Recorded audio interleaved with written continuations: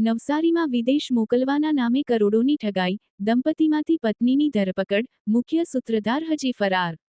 નવસારી શહેરમાં વિદેશ મોકલી આપવાની લાલચ આપીને લોકોને છેતરવાની ગતિરોધિત ઘટના બહાર આવી છે.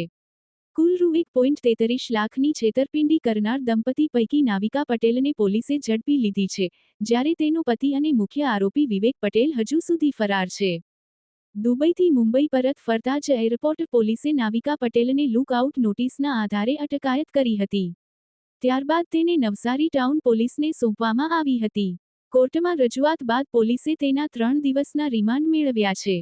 નાવિકા અને વિવેક પટેલે નવસારી તથા આસપાસના ગામોના 28 લોકોથી વિદેશ મોકલી આપવાની ખાતરી આપીને મોટી રકમ વસૂલ કરી હતી. દંપતીએ લંડન તથા અન્ય દેશોની વિઝા પ્રક્રિયા માટે ખોટા દસ્તાવેજો, બનાવટી સ્પોન્સર લેટર અને નકલી એમ્બેસી પેપર્સ તૈયાર કર્યા હતા. પછી તપાસ દરમિયાન એમ્બેસી દ્વારા જાણવા મળ્યું કે તમામ દસ્તાવેજો નકલી છે, જેના કારણે કેટલાક અરજદારોને 10 વર્ષના પ્રતિબંધનો સામનો કરવો પડ્યો હતો. આ ઉપરાંત ફરિયાદીઓ મુબીન પઠાણ, અંકિત પટેલ, ધવલ રાણા, અક્ષય આહિર, મોહમ્મદ રંગરેજ, રાહુલ ગોસ્વામી સહિતના લોકો પાસેથી દંપતીએ વધારામાં રૂ22 કરોડ 70 લાખ અલગ અલગ કામોના નામે પડાવ્યા હોવાનું પણ સામે આવ્યું છે. નવસારી ટાઉન પોલીસે વધુ દસ્તાવેજો, નકલી લેટર અને ટ્રાન્ઝેક્શન વિગતો જપ્ત કરી તપાસ વિસ્તારી છે. ફરાર વિવેક પટેલની શોધ માટે ખાસ ટીમ રવાના કરવામાં આવી છે.